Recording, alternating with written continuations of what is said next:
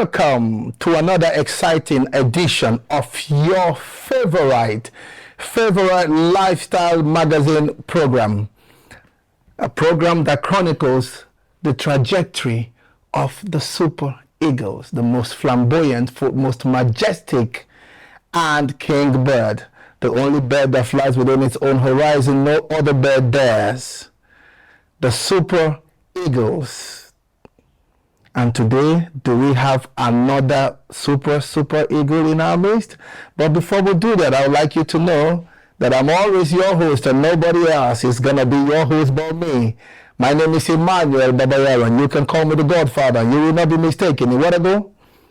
When I come right back, first, I will let you see my most beautiful co-host, and then I will let you see our guest. Be right back. The Super Eagles is arguably Nigeria's biggest and brightest brand. Most definitely the nation's most uniting factor and image laundering mechanism. And as the name goes, only an elite few men and women are privileged to bear the name. The Eagles Zone chronicles the lifetimes and tales of these icons, heroes and legends. Join us on this journey of epic proportions as they share their lives with you directly from the horse's mouth. The lives of Segun Odegbami, Samson Siasia, Celestine Babayaro, Tijani Babangida. My name is Emmanuel Babayaro. And I'm Chichi Umeseaka. It is a lifestyle.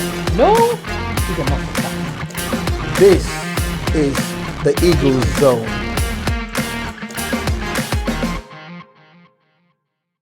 Welcome again. I told you I was going to be just right back. I keep my word. A man is not a man who does not keep his word. And of course, I could not do it. I mean, even when Adam came, God found it necessary to make sure there was an Eve after him. So yes, I am the Adam. And the Eve here now is nobody else but my producer. Maybe I know to outside you find trouble. My producer and my co-anchor or co-host. Any name you like, just give it to her, man. She's beautiful. She's smart. She's result-oriented. She knows her onions. Beauty with brains. Chichi. The Godfather, thank you for having me. And boy, do we have another good Super Eagles in our midst. Extra good. Very unassuming, this one, because even I was, I mean, when we open up everything, you get to find out how shocked I was at this young man. We'll let it all out. But for the sake of the program, please make welcome the one and only Ambassador Femi Ajilore. Oluwafemi Ajilore. Welcome. Femi, you're welcome to our program. Yeah, thank you for having me. It's a privilege. If they talk slow motion like this, now lie, you know the slow motion person, When he's on the field. Oh yes, they like to talk with the swag, slow motion. That's it. Yeah. Nice meeting you. Yeah, same here. Thank you. Yes. Thank you for having me. Yes, Femi, and then I'm always humbled whenever I come. Even though I'm your elder brother, but I'm always humbled before you. And you are, for me, that perfect. You know that wisdom that says, respect begats respect. A lot of times people get surprised on how much I respect this young man. And the reason is simple. The young man deserves respect because he's a very, very respectful young man. I must say that. Fantastic. I've had personal working relationships with him, and he's been an amazing human being. And you see, as they talk humble, so no worry, by the time we give you this man's repertoire, you go shock. You go shock. Yes. So yes, Mr. Femi, the whole idea is to chronicle your career from beginning. Just take us and the audience all over the world, take us through that ride, how it happened from the humble beginning to the not so humble midway or beginning, and how you got to where you got to, your life in the Super Eagles, your fun times, the down times, the best friends, the everything. Take us on a ride. Well, I must say thank you for the compliment.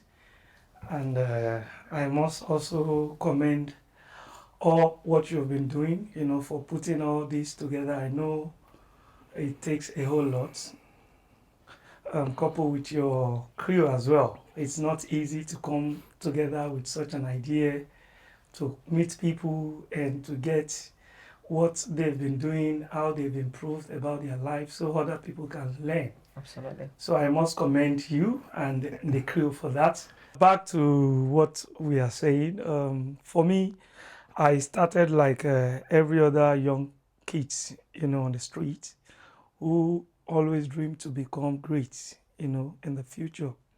I started on the street of Surulere in Lagos, like every other kids aspiring to be great in football. So it was a norm for every one of us then to go out of our house, play on the streets, play, in another street so that people can see you.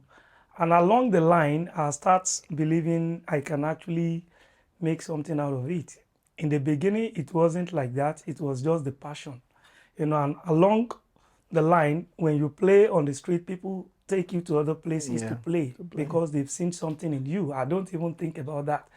But what I remember is each time we play, there are always people that comes around. They will carry you, put you up and take you Because to of other your places. So, and along the line, I start believing that, hey, what I'm doing, people are appreciating what I'm doing. Maybe I can take it to another level. I don't even know then. How old were you then? I think I was between 6 and 8. No way. Yeah, primary school, Wow. Back then in Lagos, when they asked us to go to lesson, we don't do that. I just run, and go to the other street to play football. So when I'm coming home, my leg will be very dirty. So, and when my mom sees that, they know that I've not been to lesson. So sometimes they punish me, sometimes I don't care. In as much as I've been able to achieve what I want to do for the absolutely. day. So, but along the line also, I remember my dad will always tell me, if you want to play football, it's okay because everybody cannot be a lawyer or be a doctor. But one thing you must always remember is don't joke with your academics, So, and I've always hold that with me. So even while I'm in school, I always try to be among the best in my class, Even though I might not be first, second, third, but at least I'm always in You have between to hover top around 10, there. So that helped me a lot, to still believe that I can achieve football and at the same time put more effort in my academics, So along the line also, some other people came to take me to some professional teams. Before then, I've been privileged to play in some of the top academics in Lagos. When you talk about the likes of the Taribo West Football Academy, I was privileged to be the captain and we were spotted on the street. Wow. And then we formed the academy then, myself and a whole lot of great players were in the academy. I can remember the likes of Yusuf Ayila, Taye Taiwo, Okay. Ayodele Makinwa. From Taribo's Academy, not a small I team. can tell you, I can tell you 60% of us then play at the national level. So it was huge for us then because we have so many young talented players in that group. Absolutely. So because of that, each time we go for tournament, we are always, at the top, winning, sometimes bringing the trophy to Taribo West himself. So this man is like an idol for us. We watch him play on TV. We've seen him play in Champions League and all that. So whenever he comes around, trains with us and encourages us and give us, the needed hope that we need as at that time was a big motivation for us. And of course, I must give it to him. Till date, I still communicate with him. So I was just going to ask that next, but kudos, well done. He has done so much for us, and of course, I cannot do but to keep thanking him, for believing in us, for giving us the hope that we can actually become whatever we want to be, and eventually it's pay off for us.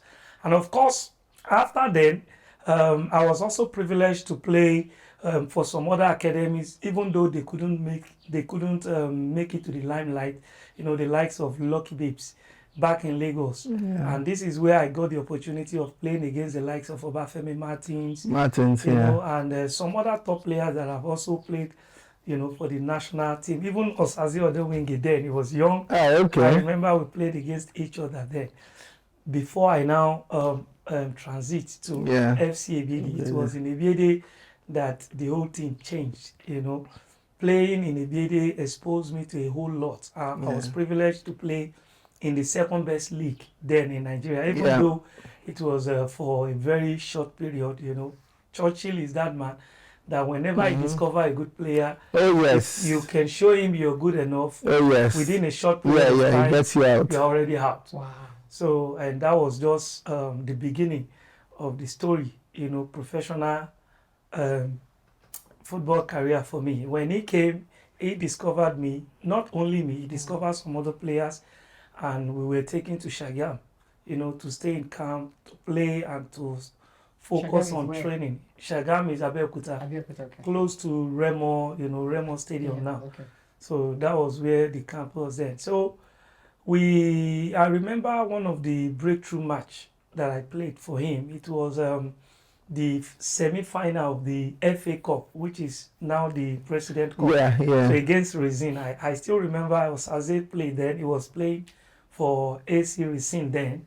So we had the semi-final at Onikon Stadium, and I had a beautiful game that day. You know, I scored the winning goal that took us to the final of the.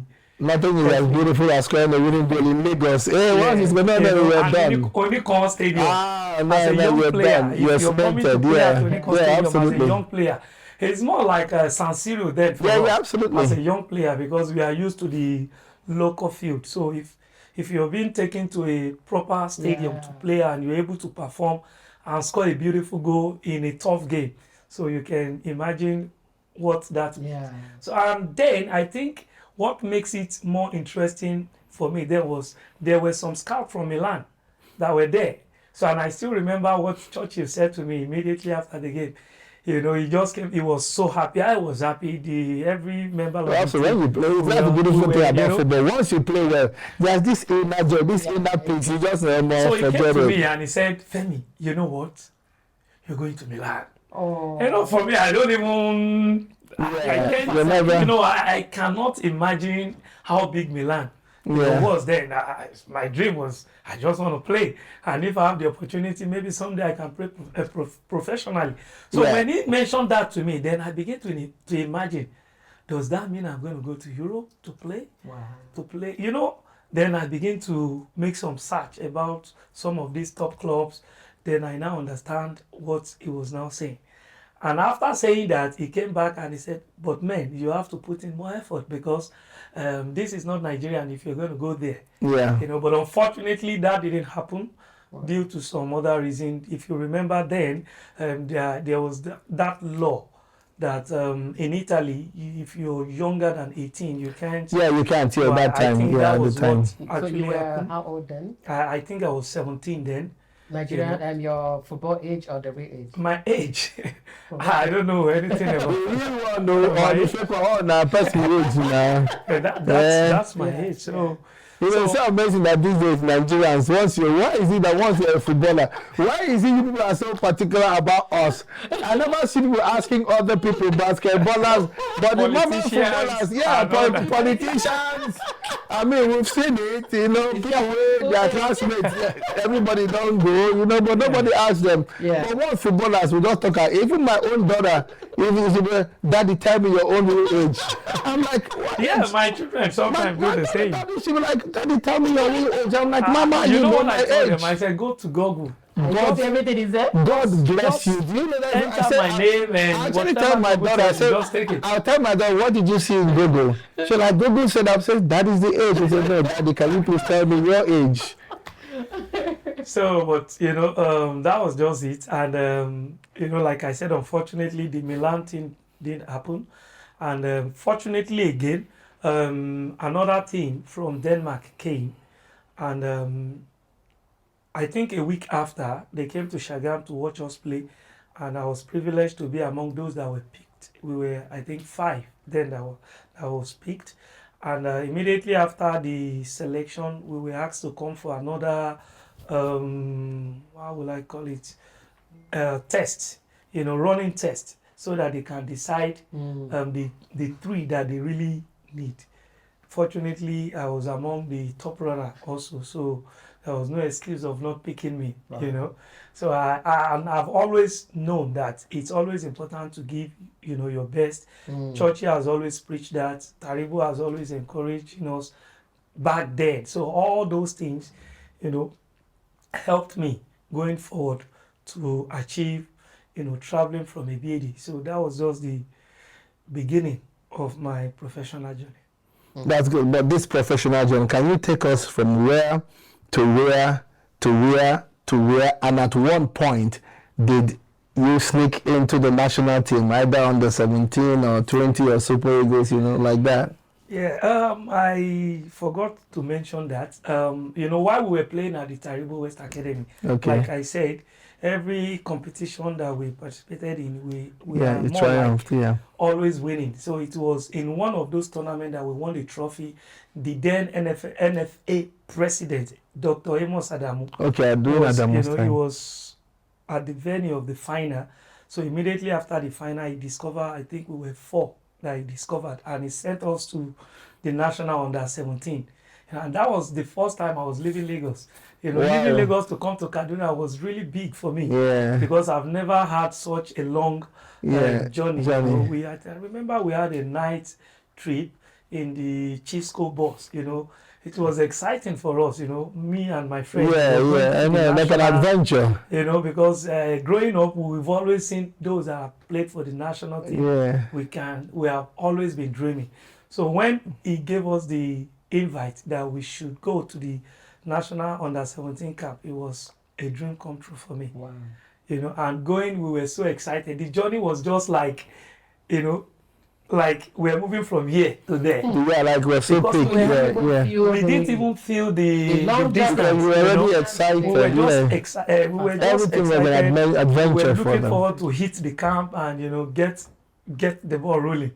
So fortunately enough, we got there. We did what we can. Unfortunately, again, I wasn't picked among those that represent Nigeria for the Trinidad and Tobago. But I was part of the team. When the team started the camping. So, but in football, sometimes it happens. But we were not discouraged. But for me, I was very happy because it was a dream come true for me to be part of that team, even though I couldn't make the final list. But I was so super excited to be part of the team. That's beautiful. There's something very unique about almost every story we've had now. Yes. And for me, that is the takeaways, because that is what the youngsters out there need to understand. Absolutely. Every single person we've interviewed always had a dream. Exactly. The discipline to follow that dream. And most importantly, money was never part of that dream. Exactly. It was all about their name, how they can get out there to show what God has blessed them with, the talent they have. It was just that opportunity to showcase talent. Money came after on its own. It's like a reward. Yeah, it's like God bless you. And I think that's one of the messages the youngsters need to understand out there. So for me, it's truly very unique, because this is someone closer to their generation as well. He's a younger person. I don't know if you understand. And he's saying practically same thing as every other person had been mentioning. I had this dream to make a name, to fight, to push, but it's all about name. Exactly. And all about, you can hear how grateful he is even when he was not paid. Gratitude for just that opportunity to be in that place. That's all they ever wanted to do, to showcase themselves. So that's beautiful, Femi. But can you take us a little bit more before I'm sure my co-host here will give you some questions. Can you take us more a little bit on the journey? Now that is the under 17. When did you find yourself in Europe? What part of Europe? From there to which part of Europe? And from there, when did you get into the national team, the Super Eagles now? Because that's the ultimate.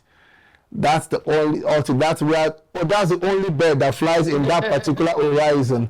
No other bird comes close to that horizon. So it's like an elite bird. It's like an elite team.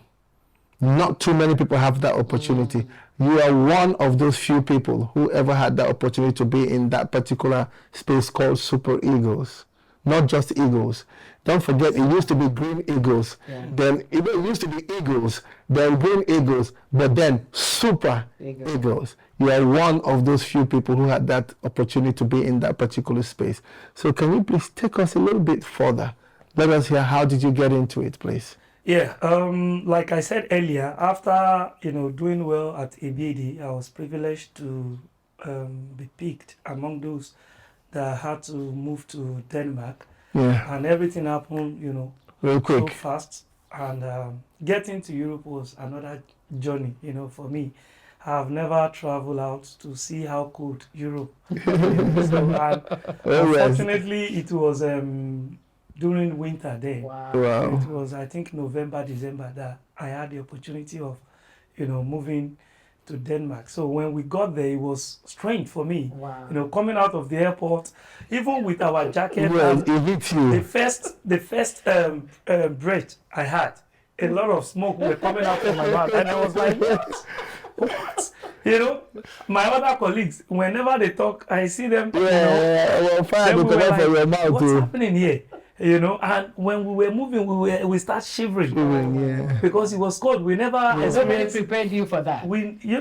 So and we've always been hearing, but I never knew. Never experienced, yeah. So when I got there, I was first like, is it that they put AC somewhere? Yeah, that when you feeling. walk on I the know street, that and feeling. everywhere is So very I know freezing, that feeling. No, but it happens. was- That thing is realistic. It's relatable because it's something that It was happened to really strange most for me, of us, yeah. From Lagos, every time you go out, you go on a t-shirt, Yeah. sometimes you get Easy. warm. Yeah, And now yeah. you have more than 3 clothes You know, on, a very and big you are still jacket. shivering, Yeah. Wow. So it was something new for me. So, and at some point I said to myself, hey, that is the reality. You have to learn to adapt. And, Chichi also encouraged us, guys, this is what you're going to see. This is what you're going to be experiencing.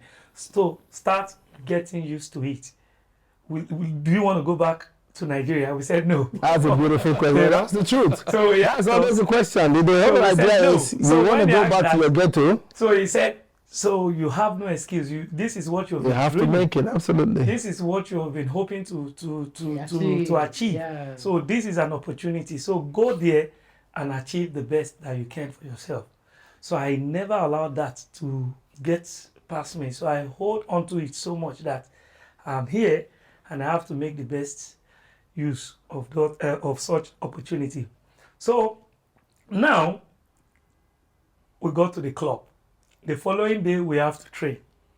Wearing football boots becomes another issue. Oh yes, your legs are frozen. Because before you get to the field, you have your football boot on.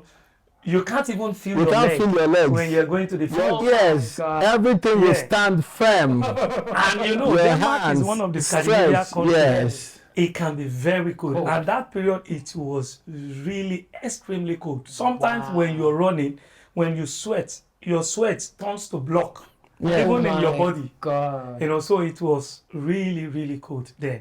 I remember one of our friends, we always tell us to use a nylon bag first Yeah, before you put on your hose. before we put on our Yeah. Once hose. it affects your Yeah, but you need it to It's stay just warm. to When it's preserve frozen, you the can't even legs. feel your But legs. you know, Yeah.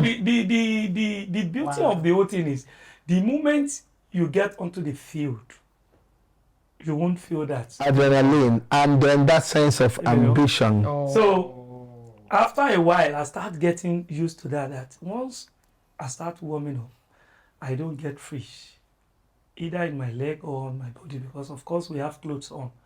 So then I have that mentality that no matter what, I'm going to do what I can to convince these people that I'm here Yeah. to stay, to play. What club was that? It was Midland. Okay. And then I remember Midland used to be in the top 6, not even in the top 3. Yeah. Then we have the likes of Mohamed Zidane of Egypt, Yeah. Razak Pimpong. Okay. We have some other internationals in the team. So coming in to break through into that team is another. Of course, another ball game, another fight. Another fight, because then they can only play 3 foreigners in the team, and we have more than 6 internationals. And for me, I was one of the youngest. Wow. Those ones that I've mentioned, they are already playing at national level. So you can imagine their level is a little bit higher than my level. Yeah. So I have to compete. So you were not even competing with the the foreigners there. You're competing amongst your blacks. Other blacks, not only blacks, South Americans. Wow. Because they have Brazilians, they have players from North Americans, Asians. That means you are up to so many challenges, including the cold. Because see that cold thing, it's not funny. One very quick story. Sele, I think his first or second match in the Champions League when he was with Anderlecht. I'm sure he'll be on this program, so he's going to repeat it for you. He will tell you his first red card ever.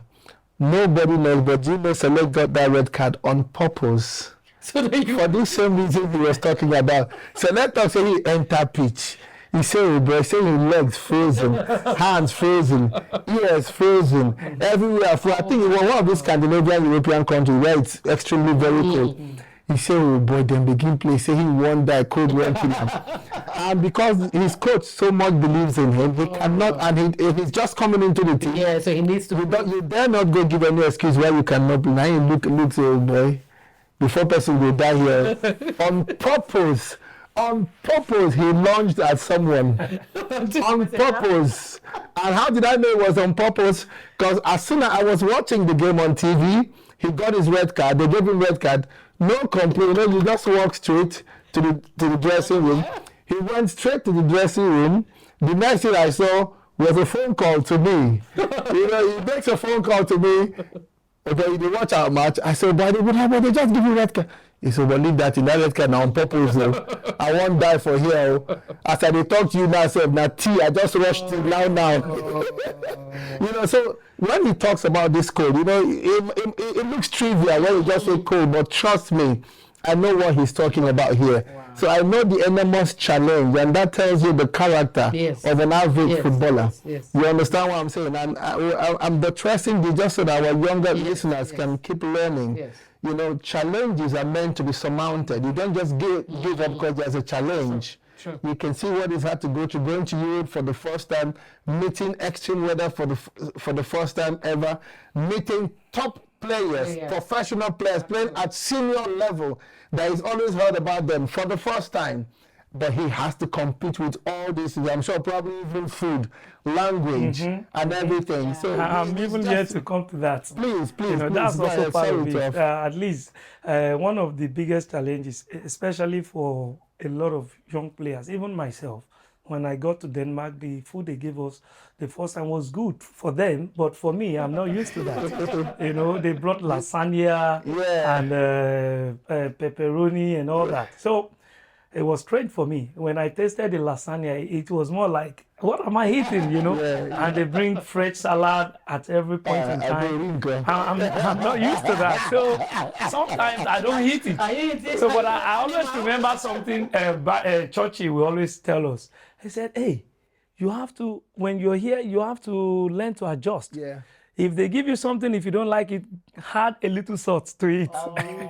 So you can have a taste of and I think that really helped a lot, And after a while, I started eating some of those food. At some point, I got so much in love with those food because they are healthy food. Wow. And these are some of the things, they teaches us. And our own background, a background of loading. Exactly. We are all that to load. It's not about health.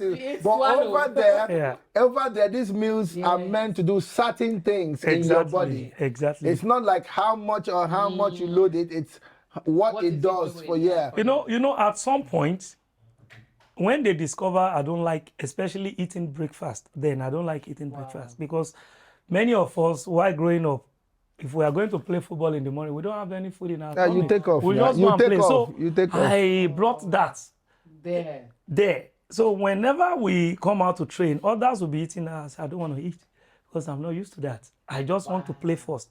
But it's not the same. There, if you don't eat, at some point you will not have the needed energy to compete. Yeah. So they now discovered that after a while, once we start playing and once the intensity of the game becomes so high, Yeah. I get easily tired. So they called me, they advised me, they brought in a nutritionist to advise me on what to do so that I can improve my eating habit. And that really helped me. The moment I start doing that, that was just the beginning of my own success story in the team. You know, because then I know what to eat in the morning, I know what I can do. So each time I go out to train or to compete with others, then I always give my best. You're ready. Yeah. You know, and after a short while, I was privileged to make the team, though it wasn't easy, you know, to be in the starting Oh, lineup. yes, absolutely. In fact, to first be in the 18-man squad before even getting into the starting squad. 11. But it was quick for me because after realizing all those things and putting in a whole lot of effort that, you know, I've been privileged to learn while I was in Nigeria, I was able to put everything together that, hey, I must be in this team. All I need to do is work hard, play well, give it my all. And I was doing all that, and I was lucky to have a coach that sees all that. Sometimes you can do all that and the coaches, you know, but one thing in Europe is if you're good, there is nothing anybody can do about it. The coach want to win. Because they are very professional over there. They are not antagonistic. So it was fast for me, you know. And I remember the sporting director then, you know, when they offered me the first contract, they said, before we can give you this, we have to see if you can play the first 15 league matches. You know, after being in the 18-man squad, I was so happy that now I'm in the 18-man squad. They now said, if you have to get this, you must be a starter. First team, yeah. So, and that also motivates me to work even more harder to make sure I'm in the team. And that really helped. And I became part and parcel of the team. Each time we have a game, I'm always in the starting lineup. At some point, the team starts relying on me, you know, and I was so happy, I was so glad to see that they really value what I am bringing into the team. And if you are not bringing that into the team, there is no way other teams will see you. That's true, you know, and at some point, teams start coming, and it's another success story. So your first foray was to Denmark. Yes. From Denmark to where? To the Netherlands. To the Netherlands. But during my stint, my stay in Midtjylland, that was the time I had the opportunity to also play for the dream team. Okay, under 23. Yeah, the Flying Eagles. Then that's under the under 20. Though I was injured, you know, for the World Cup in Holland. Yeah. So I could have been part of the team, but I was injured, so I could That's not. the team with the team with Mikel and Taiwo and exactly. Co. Okay. So, but if you recollect as well, it was the same team that's made integrated it to the Olympics under 23. So after the World Cup, I was already feeling well, so I was invited again, and I became part and parcel of the team. I was privileged to play all the qualifiers and all the games at the Olympic. So, and immediately after the Olympic, I think the same year of the Olympic, that was when some of us were integrated to the Super Eagles. I remember myself, Obina Osofo, and I think Dele Adele or Chinedu Obasi were the first set that was integrated to Super Eagles, except Osaze, who has been part of the Eagles then. So, and that was how I had my opportunity. And all this thing happened while you were still in Denmark? No, I left Denmark, but the same period while I was leaving Denmark was when you got the call up. Yes. To under 20. I was still in Holland and Denmark when I got the call up for the under 20, but the period I was leaving Denmark was the same period I was invited to the dream team. To the dream team. I said, but which country were you still in Denmark that time, or did you move already from there? When did you move to another country? It was actually 2008. You know, I started in Midtjylland. From 2003, I had, I think, four seasons. Then moved to Groningen in the Netherlands. In the Netherlands. Yeah, almost. And from It Groningen was to from Groningen to Bromby. and Brøndby Then to from Bromby, Midtjylland now brought me back. okay. Then after Midtjylland, I started having some injuries.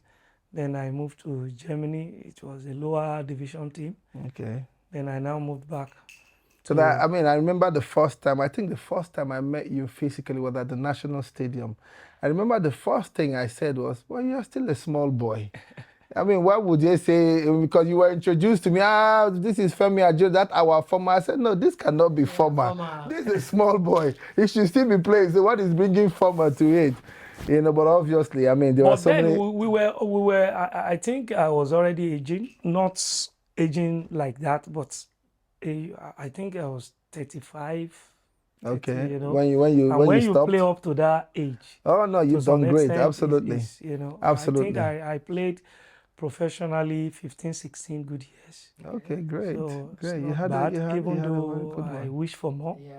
But when injuries set in, and I've Especially promised at myself, that age. Yeah, I've promised myself I don't want to, you know, break leg before because I believe there are still other things I can do after football. So that was.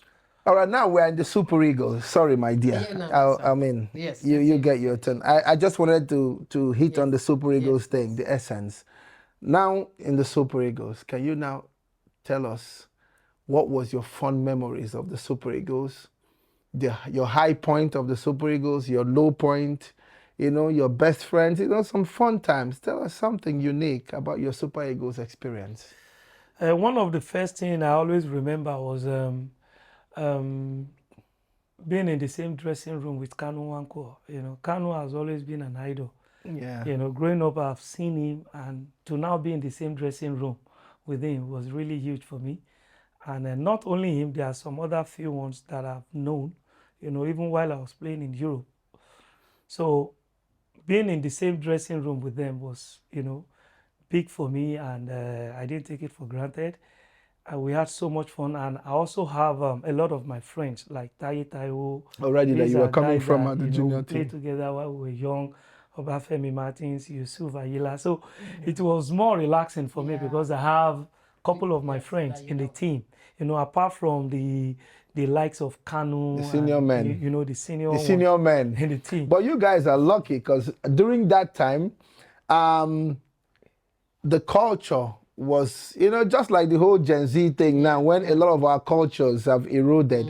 I think during that time too, because growing up back in our time, and which was what was also being done even in Europe, even the European clubs. Because I remember when I went on trials in West Ham in 1995, while I was there, the likes of Frank Lampard and this central defender, former Man U central defender, this black guy, was Rio Ferdinand. The likes of Lampard and Rio Ferdinand were in the junior team of West Ham at the time, and they were the ones that took care of the shoes of the senior players. They wash your kits, polish your shoes, and come out, keep it in your locker and all that. So that culture was there, even in the senior team, national team back then. That's what I'm saying. It wasn't there when they were there, because when I was there, I will tell you this much, and it helped, because that's why you see most of my senior players, when I see them to this day and forever, you see it's difficult for me to look them in the face and talk. I must always bow, because that culture, yes. I mean, the likes of Keshis, in fact, not Keshi, even people not up to Keshi, the Guavons, I was washing their clothes. In camp, I was running their errands. We're in the same Super Eagles. Why didn't you guys allow them do it? No, we didn't. And I'm saying the culture was no longer there. It wasn't there. No, you know, that's why I said the culture was not there. And then, one thing you must also realize then was that majority of the younger ones coming in then were already playing in Europe, playing in some good clubs, you know. So if you're coming to the camp, that feeling of waiting, I get them. We We're don't on the same level. Like for me, I don't feel that way, you know. And there are some players in the team that I remember. There are some players that in the team then they will tell us, "Hey, this Yasia boys, this is not your team," you know. But you know, it's just for the fun of it. I know, you I know. understand. And like I said earlier, Kanu was Was he an inspiration? He was an In what inspiration. way? And in what way? When How did he impact your stay when in we the came Super into the Eagles? team, he welcomed us and he plays with us as if we are mates. And that's something, Oh, that's a big deal, you yes. know, it means a lot, you know, for a player that you've always been looking up to, and at some point you get to be in the same dressing room with him, and he's talking with you, Yeah. playing with you, telling you, you are here to represent the nation, give your best, let's make the country proud, you know. So it was really big for me. Not every player will tell you this. Oh yes, that's why I asked that question on purpose. For him, it was like that, and that's one thing I always remember him for. Fantastic. You know, and each time I call him, I know he still remember those things because Oh, I yes. always say it to him.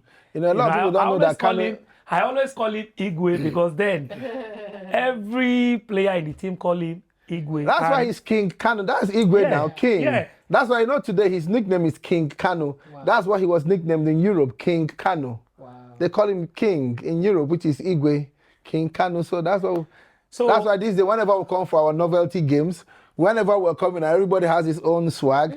But whenever Kanu is coming out, you see all of us doing this as if Igwe. Yeah.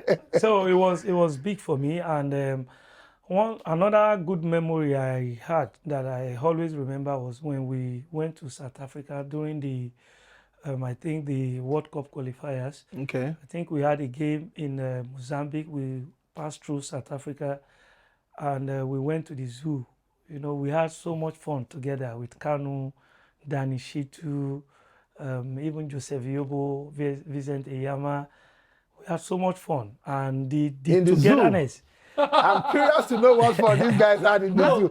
Did you see how I'm looking at him? The zoo. He had so much fun in the zoo, and I'm asking, what fun could I have in the beginning? Let me explain. It was so scary, you know. They took us on a ride, but we were actually in a big bus. Yeah. That none of the animal can attack us. Yeah. So we were there. We were seeing and those they were animals all around you. all around, but we were in a bus. Yeah, I understand. So we were just having fun, talking, bus or no playing. bus.